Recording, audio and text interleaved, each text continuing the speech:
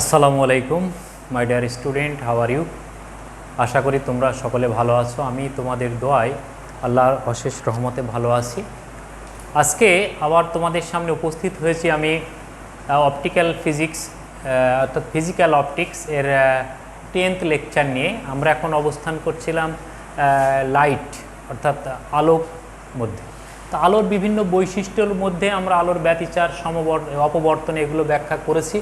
আজকে আমাদের আলোচ্য বিষয় হয়ে দাঁড়িয়েছে আলোর সমবর্তন অর্থাৎ আলোর পোলারাইজেশন অফ লাইট। তো পোলারাইজড আর আনপোলারাইজড। পোলারাইজড মানে সমমুখী হওয়া, একই রকম হওয়া, একই ধরনের হয়ে যাওয়া। আর আনপোলারাইজড মানে হচ্ছে বিভিন্ন দিকে থাকে, মাল্টি ডিরেকশনাল। দ্যাট মিন্স অমনি ডিরেকশনাল, মাল্টি ডিরেকশনাল বা অমনি ডিরেকশনাল, মাল্টি প্রপোর্শনাল, এই ধরনের জিনিসগুলোকে বলা হয় আনপোলারাইজড। আর পোলারাইজড হচ্ছে কারা? যারা একই দিকে হয়ে গেছে। যেমন একটা বিশৃঙ্খল জনসভায় মানুষের মুভমেন্ট কীরকম? Unpolarised movement. কিন্তু একই সংখ্যক লোক যদি একটা আর্মি ক্যাম্পে বা আর্মি ক্যান্টনমেন্টে থাকে, তারা কিন্তু সবসময় একই একটা লিডারের হুকুমে চলছে, তাদের কমান্ড ফলো করছে, তাহলে তারা কি? পোলারাইজড। তারা পোলারাইজড। তাহলে এটাই হচ্ছে আমাদের পোলারাইজড এবং আনপোলারাইজড সম্পর্কে বেসিক কনসেপশন বা বাস্তব ধারণা। তো এইটার উপরে চলো আমরা আজকে বিস্তারিত আলোচনা করি। আমি তোমাদের সাথে আসি doctor Alibuddin, lecturer physics, Shahiduddin degree college. তো আমরা দেখি যে আলো আসলে কি। আলো যেমন হাইগেনের নীতিতে আলোকে বলা হয়েছিল আলো একটা তরঙ্গ, এবং সেটা ছিল আমাদের কি? একটা মেকানিক্যাল ওয়েভ। পরবর্তীতে এবং তার জন্য কি একটা ইথার নামক মাধ্যমের প্রয়োজন ছিল। হাইগেনের নীতিতে যেটা দেখা গেল, সেই হাইগেনের নীতিতে আলোর যে প্রতিফলন, এই সঞ্চালন, সেই সঞ্চালনের জন্য একটা মাধ্যমের প্রয়োজন ছিল, এবং সেই মাধ্যমটা ছিল হচ্ছে কি কল্পিত একটা মাধ্যম, যেটার নাম ইথার মাধ্যম বলা হতো, হাই ডাইলেটেড একটা মিডিয়াম। পরবর্তীতে আলোক তরঙ্গের যে বৈশিষ্ট্য আমাদের সামনে আসলো সেটা হচ্ছে কি, যে এটা একটা তড়িৎ চৌম্বকীয় তরঙ্গ। এটা আলোর বেগে সঞ্চালিত হয় এবং এটা হচ্ছে একটা নন মেকানিক্যাল ওয়েভ, এবং এর জন্য কোনো মাধ্যমের প্রয়োজন হয় না। ঠিক আছে? এই নন মেকানিক্যাল ওয়েভ যেটা, সেটা কিভাবে চলে?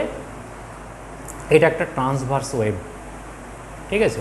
তাহলে ইলেকট্রোম্যাগনেটিক ওয়েভ যেটা, ইলেকট্রোম্যাগনেটিক ওয়েভ যেটা, এর দুইটা কম্পোনেন্ট, একটা হচ্ছে ইলেকট্রিক আর একটা হলো ম্যাগনেটিক। এই দুইটা কম্পোনেন্ট একসঙ্গে মিলিত হয়ে যেটা তৈরি হয় সেটাকে হচ্ছে ইলেকট্রোম্যাগনেটিক ওয়েভ। তাহলে এটা কি? একটা মাল্টি ডিরেকশনাল। মাল্টি ডিরেকশনাল বলতে আমরা কি বুঝবো? যে আলো যদি এই বরাবর গমন করে, তাহলে এর ইলেকট্রিক অংশ যেটা, সেটা হচ্ছে এদিকে এদিকে এদিকে, অর্থাৎ এর উপরে লম্ব বরাবর চতুর্দিকে তার হচ্ছে অভিমুখ থাকে। এই চতুর্দিকে অভিমুখ থাকার কারণে এর কি হয়? Unpolarised light. এটা একটা আনপোলারাইজড লাইট।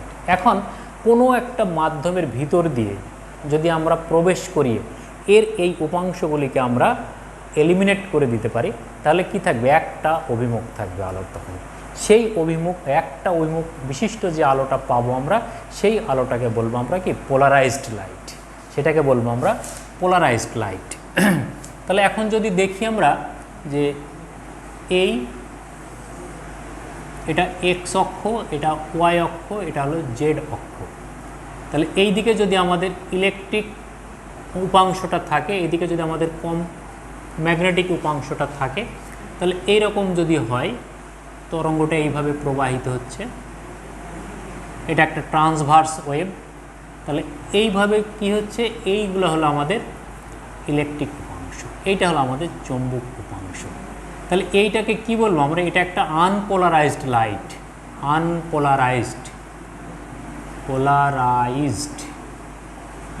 Unpolarised wave. কিন্তু এটা কি? এটা হলো ইলেকট্রোম্যাগনেটিক ওয়েভ। এটা হলো ইলেকট্রোম্যাগনেটিক ওয়েভ। তাহলে এই ইলেকট্রোম্যাগনেটিক ওয়েভ থেকে যদি আমরা ইলেকট্রিক পার্টকে ক্লিপিং করে দিতে পারি, ছেঁটে দিতে পারি, এলিমিনেট করে দিতে পারি, তাহলে কি থাকবে? একটা পার্ট থাকবে। তখন সে সমমুখী আলো হবে। এই সমমুখী হওয়াটাকে বলবো আমরা সমবর্তিত হওয়া। সমমুখী হওয়াটাকে বলবো আমরা সমবর্তিত হওয়া। এটার একটা উদাহরণ আমি বলি, যে যখন আমরা ধর্ম পালন করার জন্য আমাদের নির্দিষ্ট উপাসনালয়ে যাই, অর্থাৎ আমরা মুসলিম হিসেবে যখন মসজিদে যাই, কেউ গির্জায় যায়, কেউ মন্দিরে যায়, তো মসজিদে যখন যাই, মসজিদে যেয়ে মানুষ কী করে, এদিক ওদিক ছুটাছুটি করে যখন তাদের প্রার্থনা শুরু হয়, নামাজ শুরু হয় যখন, তখন কিন্তু আমরা সবাই এক ইমামের পিছনে দাঁড়িয়ে যাই এবং সবাই সমমুখী অর্থাৎ কেবলামুখী হয়ে আমরা দাঁড়াই। তাহলে এই যে বিশৃঙ্খল অবস্থায় ছিল, যেটা বিশৃঙ্খল অবস্থায় যখন ছিল, তারা ছিল কি আনপোলারাইজড। এটা এদিকে উজু করতে যাচ্ছে, কেউ ওয়াশরুমে যাচ্ছে, কেউ মসজিদের ভিতরে যাচ্ছে, কেউ কথা বলছে, কেউ বের হয়ে আসছে, কিন্তু যখন নামাজ শুরু হয়ে গেল তখন সবাই কিন্তু আমরা কেবলামুখী হয়ে একজনের নেতৃত্বে দাঁড়িয়ে গেলাম। তখন আমাদের অভিমুখ সব একদিকে, সবার উদ্দেশ্য একটা, সবার কাজ একটা, তখন সেটা কি হচ্ছে, আমরা পোলারাইজড হয়ে গেলাম। এই পোলারাইজড মানে কি হচ্ছে, তাহলে সব বাদ দিয়ে একদিকে মুখ করে চলে যাওয়া, এইটাকে বলবো আমরা মেডিটেশন করাটা, নাকি? যে সব চিন্তা ভাবনা বাদ দিয়ে একটা চিন্তা মাথার মধ্যে নিয়ে একদিকে ভাবনা শুরু করে দেব, সেটা হচ্ছে আমাদের পোলারাইজড ভাবনা, তাই না? পোলারাইজড ভাবনা। তাহলে এইটা হচ্ছে আমাদের কি আনপোলারাইজড একটা ওয়েভ। এই আনপোলারাইজড ওয়েভ থেকে, তাহলে এই আনপোলারাইজড ওয়েভটা কেমন, যে এইটা যদি অভিমুখ হয় তাহলে এর পার্ট এদিকে ছিল, এর পার্ট এদিকে ছিল, এর পার্ট এদিকে ছিল, এর পার্ট এদিকে ছিল, এদিকে ছিল, এদিকে ছিল, এদিকে ছিল, ঠিক আছে? এখন এইগুলোকে যদি আমরা কোনোভাবে ক্লিপ করতে পারি, এই ক্লিপ করার জন্য কি করা হয়, সমবর্তক ব্যবহার করা হয়। সমবর্তক, পোলারাইজার, সমবর্তক। তো এই টুরমালিন হলো একটা সমাবর্তক। টুরমালিনটা কি? টুরমালিন হচ্ছে বিভিন্ন ধাতুর তৈরি একটা 6 বাহু বিশিষ্ট একটা, মানে বেনজিনের মতো তৈরি একটা কেলাস। তাহলে এই কেলাস, এরকম একটা কেলাস, হালকা সবুজ রঙের একটা কেলাস, এইটা টুরমালিন। তাহলে এই টুরমালিনের ভিতর দিয়ে যখন আলো, আনপোলারাইজড লাইট এরকমভাবে যেতে যায়, আনপোলারাইজড লাইট, এই আনপোলারাইজড লাইট এর মধ্য দিয়ে যাওয়ার সময় কি হয়, এর বিভিন্ন যে পৃষ্ঠগুলো থাকে, সেই পৃষ্ঠে ইলেকট্রিক পার্ট যেটা থাকে, সেই ইলেকট্রিক উপাংশগুলিকে, ইলেকট্রিক কম্পোনেন্টগুলোকে সে শোষণ করে নেয়। শোষণ করে নেওয়ার ফলে এই দিকে যেটা পাবো আমরা, সেটা হচ্ছে কি একটা একমুখী আলো পাবো আমরা, একমুখী আলো পাবো, যা আমরা চিত্র কতে দেখিয়েছি। দেখো চিত্র কতে, এটা হলো একটা টুরমালিন কেলাস, সমাবর্তক হিসাবে আমরা ব্যবহার করছি। এটা কি টুরমালিন কেলাস, এটা হলো আনপোলারাইজড সোর্স। এই সোর্সগুলো কিন্তু সব অসমবর্তিত, এই উৎস অসমবর্তিত, আনপোলারাইজড। এই আনপোলারাইজড সোর্স থেকে যে আলো আমাদের এই সমবর্তক অর্থাৎ এই টুরমালিনের মধ্যে প্রবেশ করছে, তার একটা একটা একটা করে কি ঘটনা ঘটছে আমরা এখন বর্ণনা করব। চলো,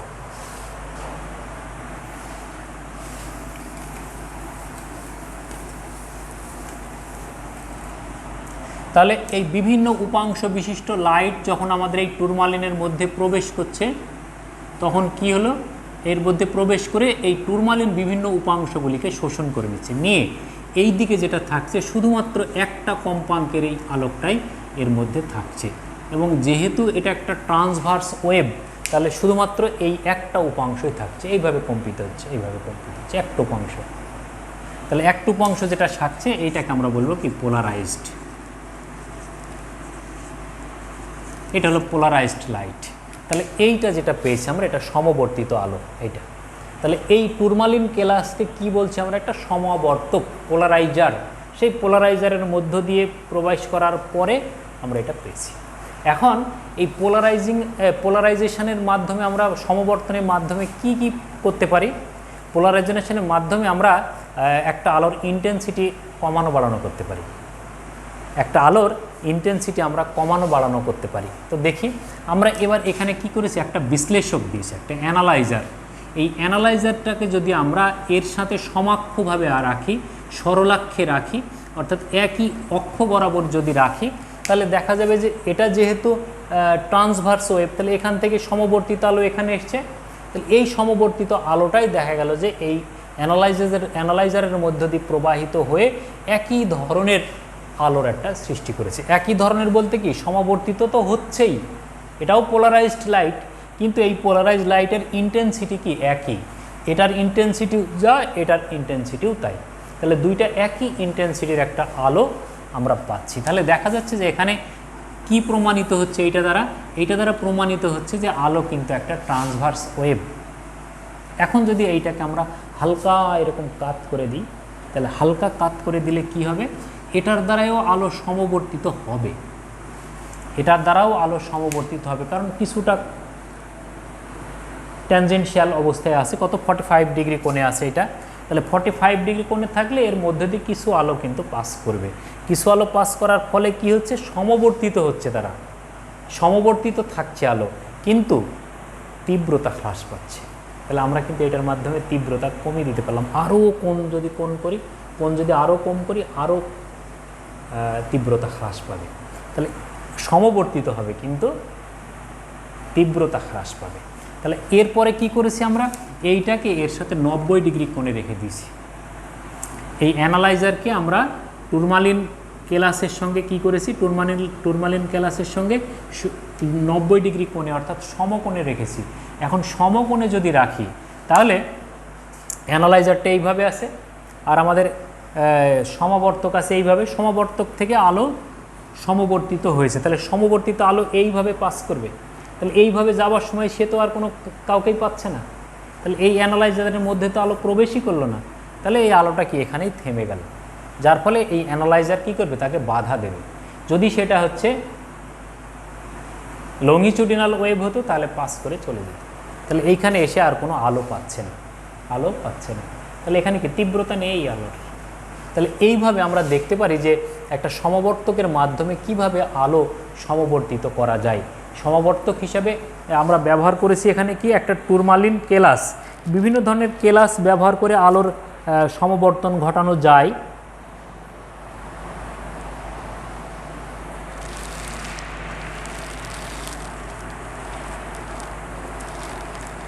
তাহলে মূল কথা কি দাঁড়ালো, যে আলো বিভিন্ন দিকে প্রবাহিত হয় বা হতে চায় বা বিভিন্ন উপাংশ থাকে, সেই বিভিন্ন উপাংশগুলিকে কেটে ছেঁটে একদিকে একমুখী করার প্রক্রিয়াকে বলা হবে আলোর সমবর্তন।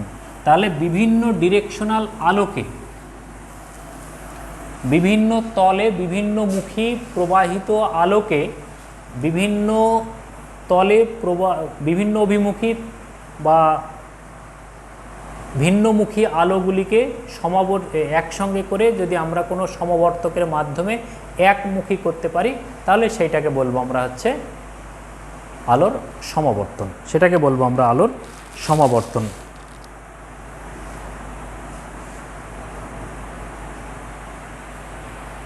তাহলে যে প্রক্রিয়ায় বিভিন্ন তলে কম্পমান আলোককে একটা বিশেষ প্রক্রিয়ার মাধ্যমে একটি তলে সীমাবদ্ধ করা যায়, তাহলে সেই প্রক্রিয়াকে বলবো আমরা আলোর সমবর্তন বা পোলারাইজেশন অফ লাইট। এই পোলারাইজেশন কত প্রকারের হতে পারে, বলছে পোলারাইজেশন 4 প্রকারের হতে পারে, 4 প্রকারের পোলারাইজেশন।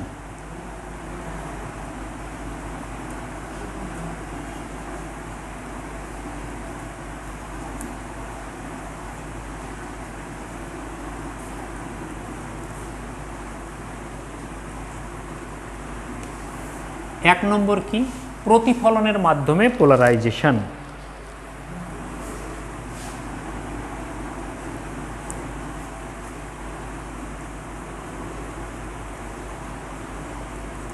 প্রতিফলনের মাধ্যমে পোলারাইজেশন যেটা, বা রিফ্লেক্টিং, পোলারাইজেশন বাই রিফ্লেক্টিং।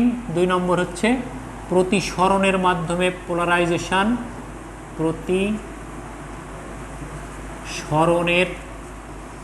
মাধ্যমে পোলারাইজেশন বাই রিফ্র্যাক্টিং। আর একটা মজার বিষয় আছে, সেটা হলো আমাদের দ্বৈত প্রসারণের মাধ্যমে পোলারাইজেশন, দ্বৈত প্রতিসরণের মাধ্যমে বাই ডাবল রিফ্র্যাক্টিং। আর 4 নাম্বার হলো আমাদের নিঃসরণ নির্গমনের মাধ্যমে বা নির্বাচিত পরিশোষণের মাধ্যমে, নির্বাচিত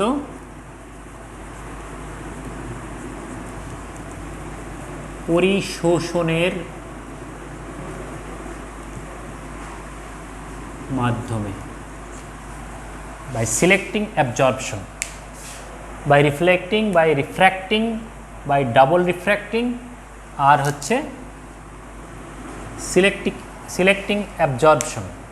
এই চারভাবে আমরা প্রতিসরণ এই পোলারাইজেশন লক্ষ্য করতে পারি। তবে আমরা এখানে একটা উদাহরণ দেখব যে প্রতিফলনের মাধ্যমে কিভাবে পোলারাইজেশন সংঘটিত হয়। চলো, পোলারাইজেশনের মাধ্যমে আমরা এই যে প্রতিফলনের মাধ্যমে পোলারাইজেশন,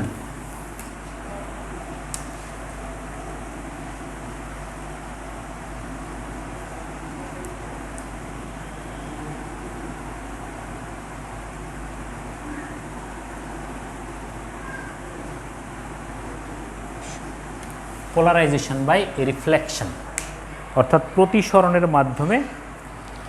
তো অসমবর্তিত কিছু আলো, অসমবর্তিত আলো, মাল্টি ডিরেকশনাল আলো, এই অসমবর্তিত আলোকে যদি আমরা কাঁচ প্লেটের উপর আপতিত করি তাহলে কি হবে? এর কিছু অংশ প্রতিফলন ঘটবে, কিছু অংশ প্রতিসরণ ঘটবে। বলছে প্রতিফলন যে অংশটার ঘটে, এই প্রতিফলন অংশটার হচ্ছে সমবর্তিত হয়, এর মধ্যে উপাংশ থাকে একটা উপাংশের প্রতিফলন ঘটে, আর বাকি উপাংশটা কি হয়? প্রতিসরণ ঘটে। প্রতিসরণ যে উপাংশটা ঘটে সেই উপাংশটার কি হয়? সেই উপাংশটার মধ্যে আনপোলারাইজড লাইট থাকে। অর্থাৎ যদি আমরা প্রাথমিকভাবে দেখি, এটা কাঁচ প্লেট বা এটা গ্লাস অফ μ2, আর এটা হলো AR অফ μ1। তাহলে এখন এইটার উপরে যদি এই অসমবর্তিত আলো আপতিত হয়, অসমবর্তিত আলো কি? এইটা এর বিভিন্ন দিকে লম্ব উপাংশ আছে। তাহলে এখানে যদি আমরা এটা দেখি, এটা লম্ব, তাহলে এই দিকে একটা উপাংশ কি হবে? প্রতিসরিত, প্রতিফলিত হবে, আর একটা উপাংশ কি হবে? প্রতিসরিত হবে। তাহলে এই প্রতিসরিত উপাংশটা কিন্তু আনপোলারাইজডই থেকে যায়। প্রতিসরিত অংশটার ভিতরে বিভিন্ন উপাংশ থাকে, অর্থাৎ আনপোলারাইজড।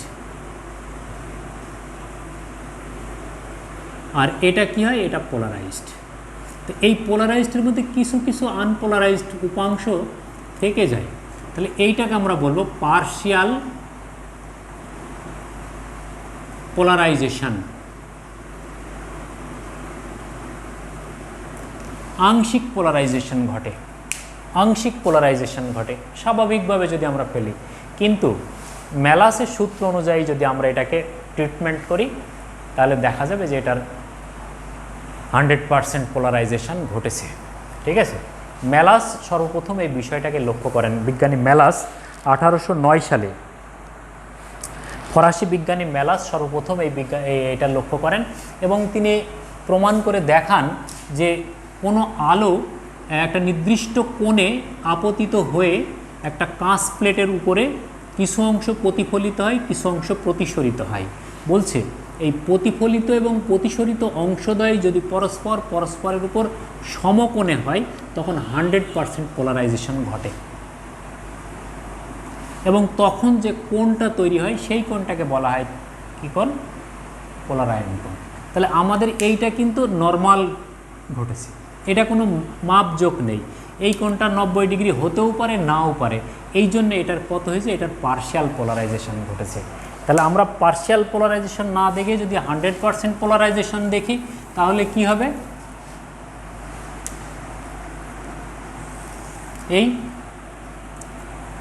এটা হলো গ্লাস আর এটা হলো AR, তাহলে এটা হলো μ1, এটা μ2, এটা অভিলম্ব। এই বরাবর একটা আনপোলারাইজড লাইট আপতিত হলো। এই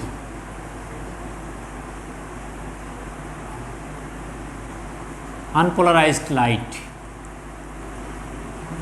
ইনসিডেন্ট আপতিত হলো, এটা ইনসিডেন্ট রে, এটা একটা ইনসিডেন্ট আনপোলারাইজড ইনসিডেন্ট রে, এর ও বিন্দুতে আপতিত হলো। তাহলে এই কোণ যেটা হবে কত হবে সেটা আমরা দেখছি যে এটার এই বরাবর প্রতিফলিত হলো। তাহলে এই প্রতিফলিত রশ্মিগুলো এবার কেমন হবে, এটা হচ্ছে পোলারাইজড, ফুল পোলারাইজড। ফুল পোলারাইজড, এই ফুল পোলারাইজড যদি হয় তখন এর প্রতিসরিত অংশটা অবশ্যই এর সাথে কি থাকবে, সমকোণে থাকবে, এবং এইটা হলো কি আনপোলারাইজড উপাংশ।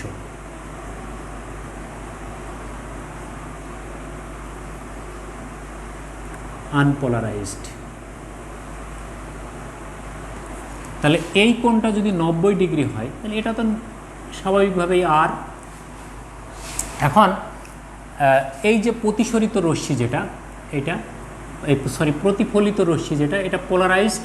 তাহলে এই পোলারাইজড প্রতিফলিত এবং আনপোলারাইজড প্রতিসরিত এই দুইটা রশ্মির মধ্যবর্তী কোণ, অর্থাৎ এইটাকে যদি আমরা, এটা এ ও, এটা ও বি, এটা ও সি বলি, তাহলে বি ও সি কোণ সমান যদি 90 ডিগ্রি হয় তাহলে এটা কি হবে, বি ও সি কোণ সমান যদি 90 ডিগ্রি হয় তাহলে এটা কি হবে, 100% পোলারাইজেশন ঘটবে।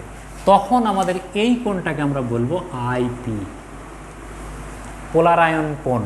তখন আমরা এটাকে বলবো পোলারায়ন কোণ।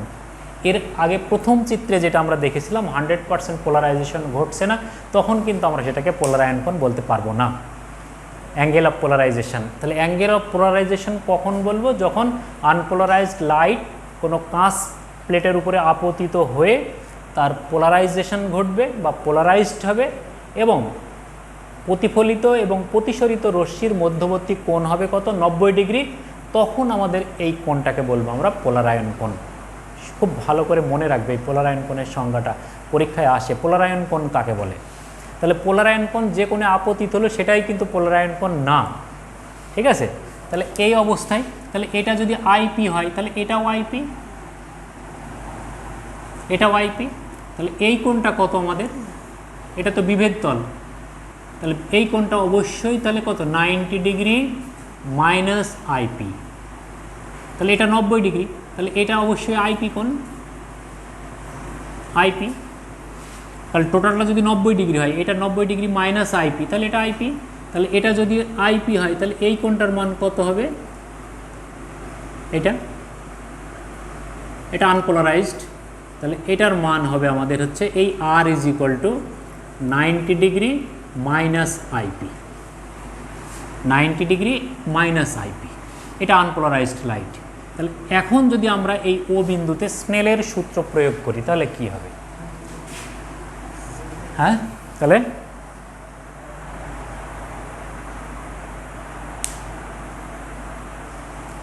আমরা যে ঘটনাটা পড়তে যাচ্ছি এটা সর্বপ্রথম প্রতিষ্ঠা করেছিলেন, সর্বপ্রথম পরীক্ষার মাধ্যমে দেখাতে সক্ষম হয়েছিলেন বিজ্ঞানী ম্যালাস। তাহলে আমরা যদি এখানে স্নেলের সূত্র প্রয়োগ করি, স্নেলস ল যদি আমরা প্রয়োগ করি তাহলে μ1 sin IP is equal to μ2 sin R, তাই না। তাহলে এটা তো বায়ু, তাহলে বায়ু যদি হয় তাহলে μ1 এর মান 1, তাহলে μ1 সমান 1 আর μ2 সমান হচ্ছে তাহলে কি μ। R is equal to 90 degree minus IP তৈরি করা আছে আমাদের এখানে।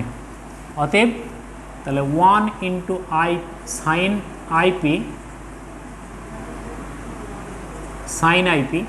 ইজ ইকুয়াল টু মিউ, এটা এখন মিউ হয়ে গেছে, mu into sign 90 degree minus IP. তাহলে সাইন 90 ডিগ্রি মাইনাস আইপি তার মানে কস আইপি, কোঅর্ডিনেটে যদি নিয়ে যাই তাহলে এটা কত হবে আমাদের কস আইপি। তাহলে sine IP is equal to mu cosine IP. এটা যেহেতু sine 90 degree minus theta is equal to cos theta in coordinate system, তাহলে এটাতে আমাদের কি দাঁড়াবে, mu sine IP by cos IP is equal to mu, বা এটাকে যদি আমরা বলি তাহলে tan IP is equal to mu.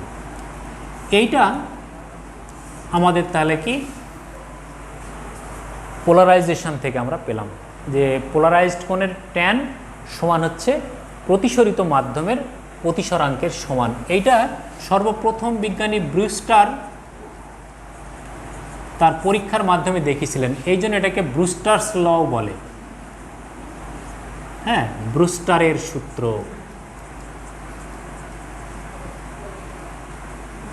এটাকে ব্রুস্টারের সূত্র বলে। tan IP সমান হচ্ছে মিউ, অর্থাৎ পোলারায়ন কোণের ট্যানজেন্ট সমান হচ্ছে প্রতিসরিত মাধ্যমের প্রতিসরাঙ্ক, প্রতিসরিত মাধ্যমের প্রতিসরাঙ্ক। ঠিক আছে?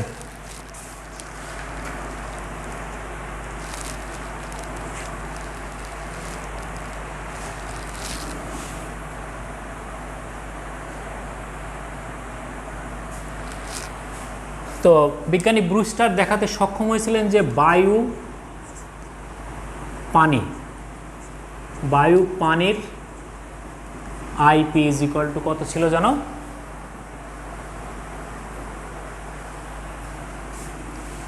53, আর বায়ু কাঁচের জন্য IP এর মান ছিল হচ্ছে 56 ডিগ্রি।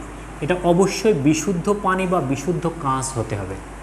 বিশুদ্ধ পানি বা বিশুদ্ধ কাঁচের জন্য তাদের পোলারায়ন কোণের মান হচ্ছে বায়ুর সাথে পানির হলো 53 ডিগ্রি, বায়ুর সাথে কাঁচের হলো 56 ডিগ্রি, 56 ডিগ্রি।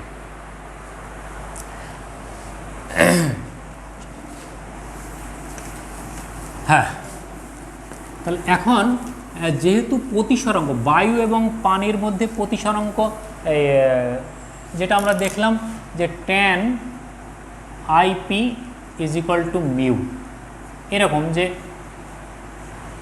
এইটা, তাহলে এইটা হলো আমাদের IP, এটা বায়ু, এটা হলো কাঁচ। তাহলে এইটা কিন্তু আমরা সংকট কোণের মাধ্যমেও দেখাতে পারি। কীরকম? যে এটা যদি সংকট কোণ হয় তাহলে সংকট কোণ আমরা কি জানি, sin θc is equal two 1/μ। তাহলে মিউ ইজ ইকুয়াল টু কত? 1/sin θc is equal two cosec θc। তাহলে এই মিউ এর মান যদি এইখানে বসাই আমরা তাহলে কি হবে? অতএব tan IP is equal two cosec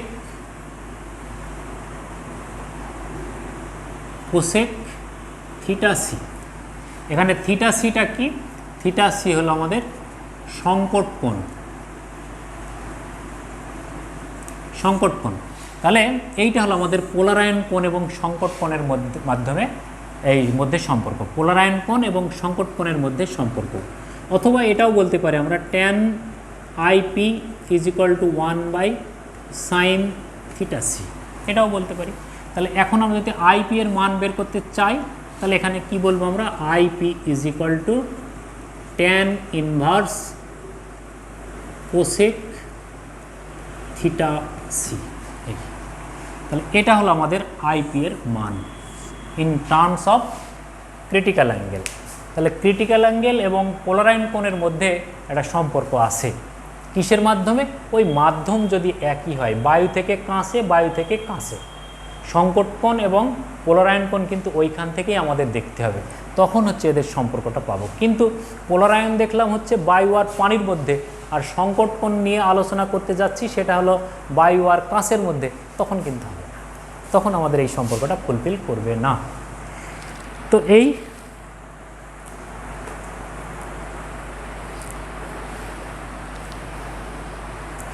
এটার মাধ্যমে দেখা গেল এই সূত্রটার মাধ্যমে আমাদের ছোট ছোট কিছু অঙ্ক আমরা সমাধান করতে পারি। ঠিক আছে? তো এটা হলো আমাদের পোলারাইজেশন অফ লাইট। তাহলে সবাই আমরা যদি এমন হই যে আনপোলারাইজডভাবে না থেকে সমাজ ব্যবস্থায় আমরা যদি একে অপরের সঙ্গে পোলারাইজড হতে পারি, পোলারাইজড হলে কি হবে? একটা নির্দিষ্ট মতবাদের উপরে আমরা বিশ্বাস আনতে পারবো। তাহলে আমরা যদি সবাই ধর্মীয়ভাবে পোলারাইজড হয়ে যাই তাহলে সমাজে আমার মনে হয় অশান্তি, মারামারি, হানাহানি, দাঙ্গা, ফ্যাসাদ এগুলো আর থাকবে না।